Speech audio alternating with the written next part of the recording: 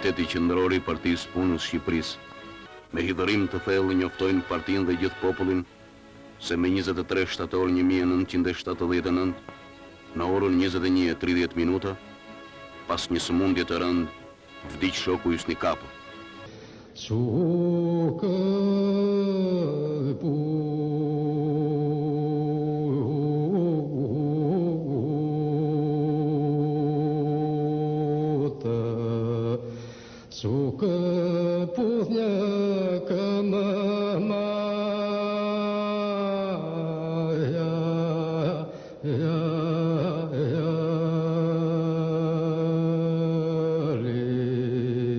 Kisha ardhë aeroplani francez.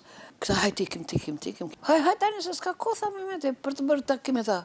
Punë e madhe, tha. Du takoj njerëzit, kanë ardhë për cjellin, tha. Ja kishin filluar, mbanin do më thënë gjithë një që jesë mur ore.